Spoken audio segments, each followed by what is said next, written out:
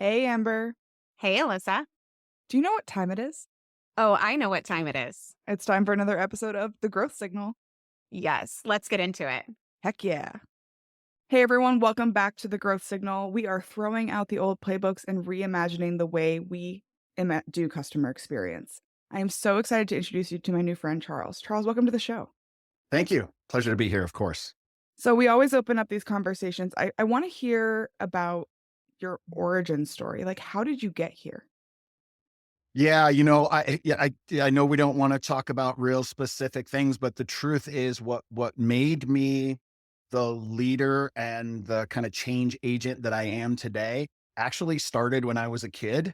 I wouldn't have believed that until I started to look back and reflect on my own life and my own experience. But the truth is, I've been learning about human performance and learning about leadership since I started training in martial arts at, 9 or 10 years old.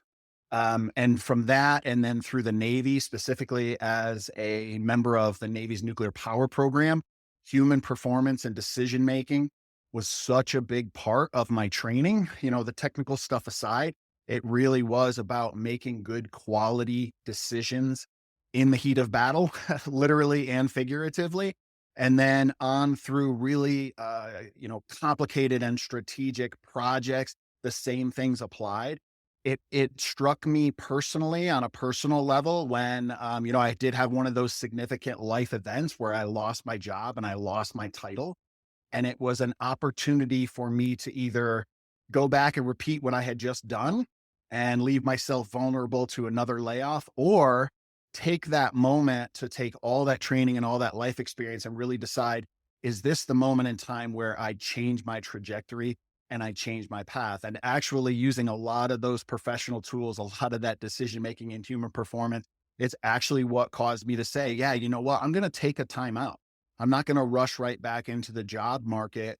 I'm going to think about who I am as a person, as a man, as a leader, as a father, as anything here, really define who I am. And now pick what I believe my most valuable, value proposition is to the world and go after that. So yeah, that was kind of the big how I got here to do exactly what I do today, which of course is absolutely what I love. So, Yeah, so tell us a little bit more about your day job, I guess I'll call it. Like, what are you working on? yeah, so I kind of wear two hats right now. I am the deputy director of a project management office for Los Alamos National Laboratory. So, if you're familiar, yep, that's where the Manhattan Project was. And we're still doing stuff here. And so I've come up through the ranks professionally as a nuclear operator, and then a project manager, and then a process improvement engineer, master black belt. So now I'm helping coordinate and operate all the project management for this national laboratory. But on the side, not really, because it's the same job. I've been doing more and more consulting in relation and in context of that, which is making changes in large organizations, helping them scale, helping them redefine their customer value proposition Mhm. and think about, is this a time to grow? Is this a time to pivot? What is this? So yeah, so I kind of do both of those. And what usually typically ends up happening is then I become a consultant, a coach, and a confidant for some of those higher level CEOs and executives in those organizations. And when you're developing those relationships with those higher level people and having to be that coach, that confidant, that consultant, what do you think is the blind spot that a lot of these leaders are missing, especially when it comes to growing their business, building relationships with customers, or building a high performance team? Yeah, no, there's some really common ones. And the first thing I would say to anyone listening is this. It's kind of funny. I didn't plan this, but I had a friend of mine kind of give me a little bit of a guff the other day about this very common military phrase, which is slow is smooth and smooth is fast. Okay. It's pretty common. And you could just take that on the surface and go, aha, yeah, okay, I get it. So slow down. But I really, really mean this. What does it mean to slow down? And here's where I mean it for every one of those organizations. Every organization I work with, without fail, every executive that I work with, without fail, is under so much schedule pressure and such a time constraint that they're way too quick to jump to solutions. Now, arguably, that's what we get paid for. We get paid for solutions. We get paid for strategy. We get paid for fixing things, removing obstacles. Yup, yup, yup. But far too many of us are not spending enough time defining the problem. So we're out there doing a ton of work, creating a bunch of solutions for things that aren't broken or solutions that don't fix the original problem.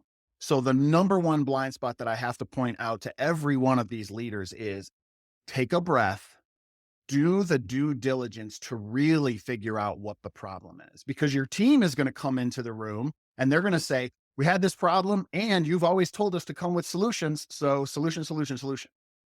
But if you haven't taught them to do proper root cause analysis, if you haven't taught them to use the 5 whys, if you haven't taught them to really stop and think about what that initiating event was and that initiating trigger was, they've come to you with solutions that are very superficial. And if you don't provide the sounding board there to say, okay, I appreciate the work you did, but did you ask this? Did you ask this? Did you research this? Then so many organizations just spin their wheels, again, implementing solutions that aren't relevant to the actual root cause. And it's just a lot of busy work. So that's the number one. Shot to the heart because you're describing my entire day. So I just got one of these like smart rings, right?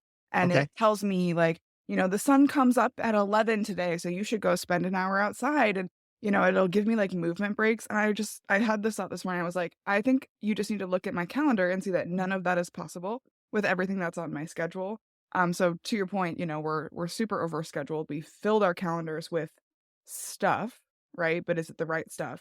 But the point you just made about the surface level insights from your team, right? Because they want to come to you with solutions. They're trying to do the right thing. And I literally just had this conversation a few weeks ago where someone came to me with a bunch of ideas and they felt very like unthought through and didn't really consider everything that we've got going on, everything that I've got going on, and what our actual mission is. Mm, And it sounds to me like you're saying like, yeah, okay, they need to think deeper, but I also need to teach them to do so. absolutely. And, so much of that comes down to what do you think your job is as a leader? And in my space, like in my professional space, without exception, every leader that I deal with is a technical leader, right? They have deep technical acumen, PhDs, master's degrees, engineering, technology, science, very technically competent. And even in a couple layers below that, even in the trades and in the crafts, right? I'm going to take my best electrician and it just makes sense to make them the foreman. Does it? Does it make sense to take your best technical person out of the field and make them a foreman who's doing the paper? Like, it's a completely different skill set. And if you haven't stopped to think about for a moment, what is my job as? This is pretty common. I'm sure that I'm not going to blow anybody's mind with this, but I will literally sit down with an executive and say, okay, let's just brainstorm everything you do in a day. And now let's sort those into $20 an hour tasks, $200 an hour tasks, and $2,000 an hour tasks. And if you as CEO are doing anything that is in the $20 an hour or $200 an hour category, you are messing up. That is not your job. That is not your lane. And that is not what you're supposed to be doing for your organization. So it'd be really easy to step back and say, well, what are $2,000 an hour, roles and tasks? It's strategy. It's strategy. And believe it or not, it's mentoring and coaching and going out and seeing, I've got to spend more time with this person. I definitely need to elevate or highlight this person, right? Those are because you do that and you're talking about an exponential effect across your organization. So you're working with CEOs, you're helping them, to understand their business, how to build those high performance teams. What about like their customers and the people that they serve? Because at the end of the day, like it's cool if my employees like me, but if my customers don't care, then what do I have? Yeah. Yeah. So the kind of twofold on that. Firstly, I'll look at organizations that have kind of grown over time and it's just layers of paint, right? They never really scrape the old paint off and put a fresh coat on. So what they create is they create this decision fatigue for their customers and they think more is better. That makes us better. That's a differentiator from our competitors because we have this, and this, and we have this, and this, and we have more colors and we have more sizes and we have more shapes. that becomes decision fatigue for your customers, especially if you and your organization don't understand your own products, services, and unique selling proposition, right? So now you put all the responsibility on the customer. Blue, here's everything we have. What do you want? I have no idea.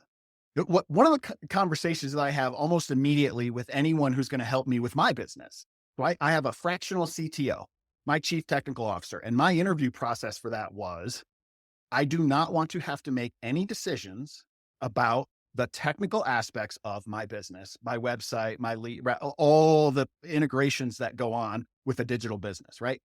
Do not ask. Mm. Here's my color scheme. Here's the logos. Here's a folder full of headshots. Like my expectation of you as a professional is you are going to advise me. I have to give you my strategy. I have to give you my USP so that you know who I am. But my expectation of you as a professional is now you take that and you deliver a product that matches. That our customers have the same expectation. I don't know. I don't know which of your products I need. Here's the problem I have. I didn't come to you for a product. I came to you for a solution, Um, one of the things that I see all too often is people think that more is more, right? So they'll propose a project, right? I do a lot of consulting work. They'll propose a project and then they add this layer and that layer because if we add more things, then it's more impressive and it's more like we're doing a weave of something, then it's probably worth more money and then they'll pay us more. And what I see time and time again, 9 times out of 10, they get like that buffet feeling of like, I'm standing at a buffet, there's too many choices, I need to get out of here, rather than Absolutely. a really, really nicely curated, Yep. dinner of what I think you should have with the wine pairings that I've selected for you. Yep. And I I think that comes from a place of almost insecurity. Like you don't believe that your core product is good enough, so you have to add all these bells and whistles onto it. But how do you get through to people who need to hear that you can just do what you think is best instead of just piling on? Yeah. Listen, I'm going to take this super, super basic and I'm going to make this really personal, which is totally applicable. I don't care if you have 10,000 employees. You can do this for yourself and for your business. When I described, that crossroads in my life where I can decide, okay, I can keep going on the road that I'm on, which is starting to feel a little repetitive, or I can take a shift. But a fork in the road is easy, right? Either or, two choices. The reality is at that moment in my life, I had infinite choices. Right? I had an infinite number of roads in front of me. Oh my gosh. You want to Right, talk about if you're going anywhere, you're going nowhere, right? right, right. So the real deep work I did that helped me define the strategy and the path for the rest of my life, my personal life, was understanding who I was as an individual. And that was defining my values. And there's kind of a tiered approach that I apply to that. Most importantly, those top 3 to 5 non-negotiable personal values. Okay. These are the things that I will never compromise on. I need to know that. I need to know that for myself. And if I'm leading an organization, I need to know that for my organization. The other piece of that puzzle is, my needs and specifically my emotional needs.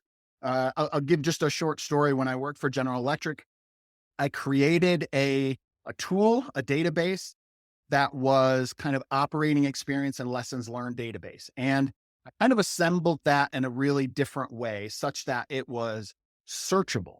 So most project managers are required to perform a pre-job brief before they do any work. And one of the little check boxes in there is, did you review operating experience and lessons learned?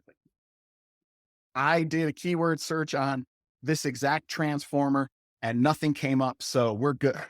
Right. Everyone is right. But truthfully, if you use better metadata and better keywords, you're going to come up. Okay. So I kind of designed that program and it was very successful. And I was approached by GE and they said, oh my gosh, we want to roll this out across the entire organization. Congratulations. We're going to make you a product manager. You're going to go around the world. You're going to set this up. You're going to teach the other organizations how to use this. And wow, congratulations. Right. So for anybody, they'd be like, holy cow, yay, I hit it, jackpot. But I knew enough about myself at that time to go, that is all significance and uncertainty. A ton of variety, a ton of travel, new people, a lot of attention, the spotlight, all those things. Not only do they not fulfill me, they repel me. That is not what I want. What I want is contribution which I typically experience in this format or in a small team format, where I can actually take something from beginning to end, and certainty, which is why I built a meta, specific database because I want to be able to search and repeat and repeat and repeat and repeat. So knowing that about myself, I said, thank you very much. I'll just take a certificate and a plaque and maybe, a gift card to Disney. I don't want that, because I know that within months, that is not for me. It's very important for you as a leader to understand who you are as a person, because it is going to affect your leadership, whether you think it is or not, consciously or unconsciously.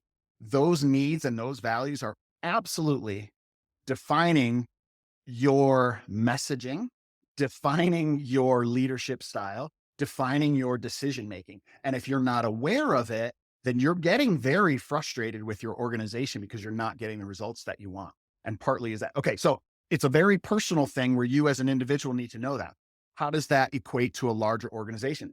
An organization is it's just that. It's made up of all these individual cells that create this organism, right? So a corporation, a business, a company, it's an organism with its own attitude and its own personality. And if you're the head of that and you're making those decisions, your culture is that I just described. So that organization has a set of values and it has a set of needs. And so leading that organization effectively, those are really important things to know about yourself individually, and then how they apply to the larger organization. There's a lot that I wanna touch on in there. Specifically, I wanna talk about the values that you talked about, because I think a lot of us who've worked for large organizations have seen the core values written up on the wall, right? But we know that they're not real. They're a marketing Right. campaign, they're Right. PR, they're not like a strategic governance. But I have a small company that I'm working on. It's TrueView, is what it's called, and we're doing like customer churn prediction software, which is something that excites me. Like, we're a company of 5, right? Right. And one of the first things that we had to do was set our core values. Um, that's what you do when you start a company. You set your core Sure. values.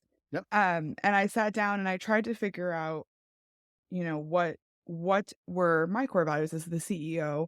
What did I want them to be? And I could go and I could get input for the rest of my team, and I did. But I had to do that work first to figure out that, okay, our core values in my mind are trust, customer success, and pay it forward. Trust, because we're dealing with a lot of like sensitive customer data, Mhm. right? Mhm. Customer success, in that we want to be easy to work with and want people to actually like, want to spend time with us and enjoy that process. Not Right. like you mentioned, where it's like, let me just make you do all the work, Yeah. right? Yeah. But the third one, and my favorite one, is pay it forward. It's that we give more than we get, we give first, and we give often.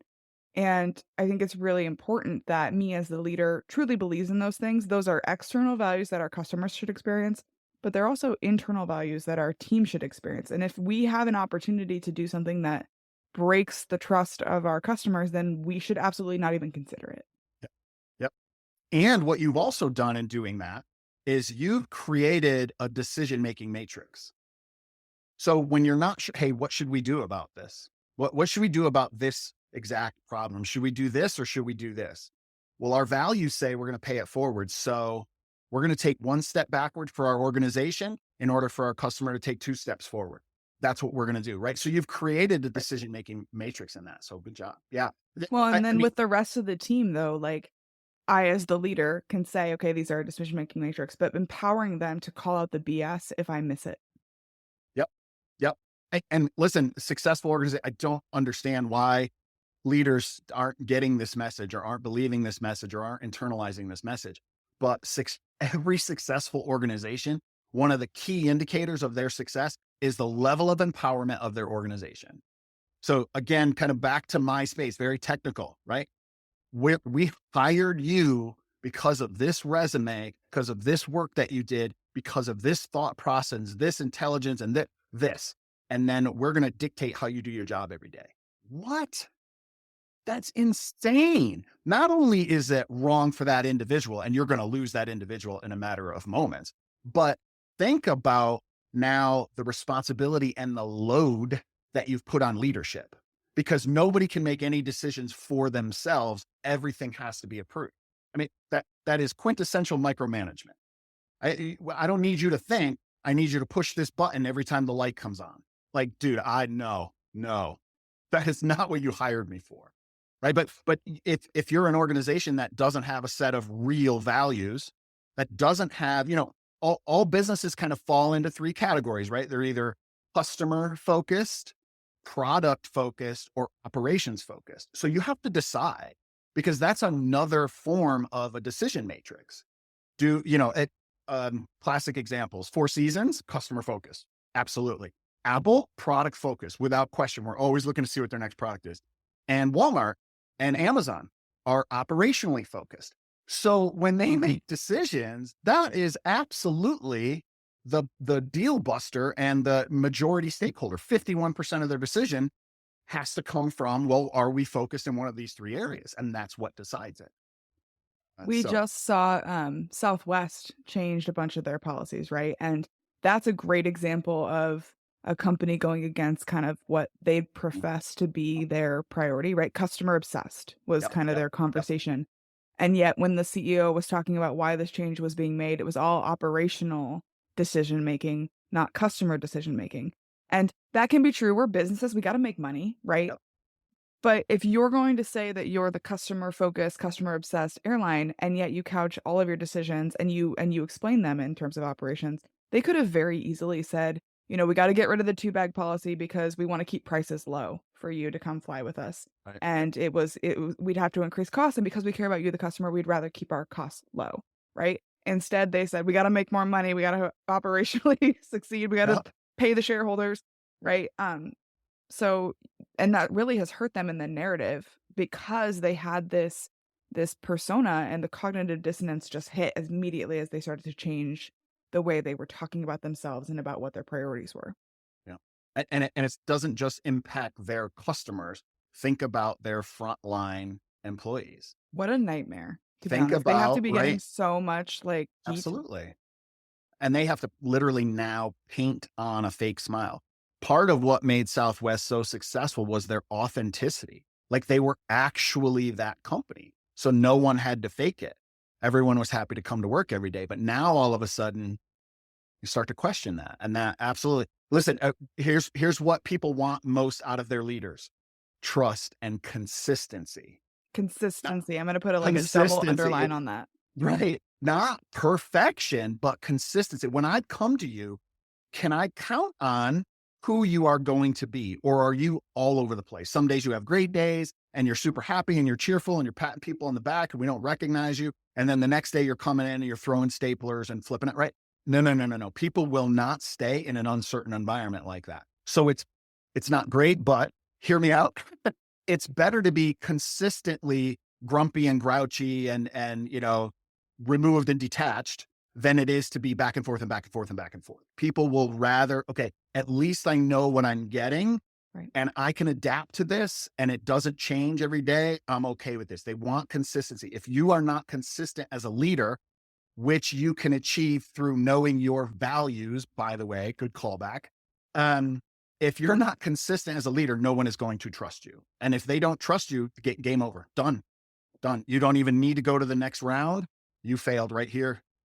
I agree 100% with you. I've worked for a couple of people and I've encountered other people in other organizations where you just never knew what you were going to get. And it was almost like a hostage situation because, like, some days it'd be really great. They'd give you everything that you could ever imagine. You're living high. And then the next day it's like Jekyll and Hyde. And you're like, wait a minute, who are you? I don't even Mm, recognize you in this moment. But not only consistency in how they treat people internally, but I've seen leaders where they'll say one thing to the world and then they practice an entirely different, because they know what the right thing is to say, right. right? But they don't actually have those values. So when it's in practice, we don't actually see that person that is Right. standing up and professing to be that thing. Yeah. Yeah. There's a lot there too, and psychology and what's going on in your head. That's pretty indicative of an external locus of control. Right. Like, I know the right answer for this audience. So I'm going to give them this answer, and I'm going to give this audience this answer. And that is 100%. That's an external locus of control. When you see good leaders, and we can recognize them, you don't have to study business. You don't need an MBA to be able to recognize good leaders. So clearly, good leadership has nothing to do with your resume. Good leadership has to do with emotional intelligence, my ability to know, like, and trust you. And guess what? That you don't You can learn those things. I don't mean to imply that you can't learn those things, but they're not inherently endowed in you when you get a degree. That's not it. That's not what makes a good leader. A good leader is the person that will stand up in front of different audiences and say the same thing because it is the truth or because it is what we have decided is our message. Right. And so there's reasons for not telling the full truth, of course, in a corporate setting for intellectual property reason, whatever the case may be. I don't mean to imply to our listeners that it's okay to lie, but you know what I mean? Sometimes we have to, kind of massage our message and give, some talking points to that. But consistency is a really strong indicator of an internal locus of control, which is I know who I am. I know what makes me valuable. I know what makes me a good person and a good leader. And I'm okay with that. And I understand that means that I'm ultimately going to upset some people. So going down, let's take it out of the C-suite for a moment. We're talking to a lot of people who work in customer-facing roles. We just talked about the Right. Southwest, people who are in those roles. How can you be authentic to yourself? Because odds are good your values are somewhat different than your CEOs, right? We're individual people. How Absolutely. can you balance being authentic to yourself and being aligned with your company when you're talking to customers, when you're dealing with difficult situations, or when you have to ask hard questions? Yeah, yeah. So this is actually a really big one, and so we'll kind of zoom out of the business for a minute and take that on a really personal level, right? So if I was coaching an individual, and mentoring them, they reached out to me, hey, I don't know about my job, I don't know about my career. The most important part about a values misalignment isn't that, and this is true of you know, romantic relationships, professional relationships, family relationships. This is true. You don't you don't get along best with the people who have the same values as you. That's a common misconception. These are my 5 values, so I'm looking for someone who has the exact same 5 values. Nope, nope. That is not compatibility.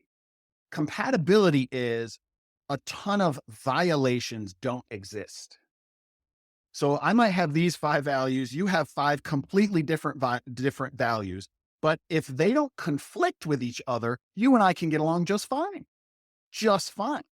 So you have to think about that in your professional role. And you really do need to step back and do an assessment and say, do I feel that my job causes me and requires me to violate my own values every day? And if the answer is yes, you already knew the answer was yes, because you feel like crap right here every day.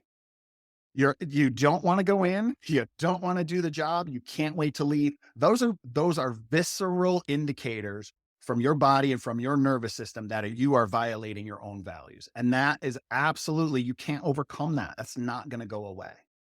And the more we continue to violate our own values, we send a ton of signals to our subconscious. Well, if that value doesn't matter in that circumstance, then none of our values matter. And this is why so many people are completely disenchanted and unhappy in their lives as a whole. Okay. So you have to do that assessment first and foremost. Does this job cause me to violate my values? Yes or no? Okay. And if the answer is no, okay, good, good. That means you can do the job and not come away less than at the end of the day. But what if my value, and I'm trying to think of a good example right off the bat, right? What if my value is, honesty and integrity, but the company policy is, you should really encourage customers to do this instead, even if they don't need it, because there's such high margins on this product. Okay.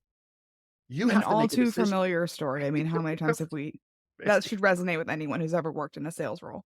Yes, yes. So you have to ask yourself, and one of the things that I do love that I think is really becoming more of a wave within sales is this idea of serving the customer. It's out there. I completely understand not everybody does it yet, but if you're in sales and you pride yourself on being a good salesperson, I promise you, there's an organization within which you can flourish by serving the customer. Okay. Conscientious capitalism is alive and well. You can find an organization that appreciates your integrity and recognizes, yes, this product has a very high margin. We love to sell these, but that customer kind of has to have these requirements in order for that to make any sense for them. So you make that judgment call. Oh my gosh. That is a very successful organization. Whoever they are, that is a very successful organization. If that salesperson is empowered with that knowledge, but then has the ability to look at that customer as an individual and say, will this really serve you? And there's I think the future of growth and customer success and customer relationships is building truly human relationships. Even though we're living in the age of AI and technology, and like my company is a data company that tries to help you basically be superhuman, but when you're looking at what truly works, it's we have to let the technology do the technology things so that we can do the human things, which is looking at the situation, understanding who they are as people, and making an emotional decision because our customers are making emotional decisions all the time and they're less loyal than ever. It's easier to walk away from whatever you purchase than ever before. Mhm. So, what is a differentiator? Probably not more bells and whistles on your product, probably just that they emotionally are connected to who you are as people, Yep. and that's never going to change because we're still emotional creatures at the end of the day. Right. Absolutely. And if you're an organization, be very, very careful that you're not chasing clients trying to make them connect with you. What you need to do is You're approach that attracting. equation Yeah. from the other way, which is the way we just talked about.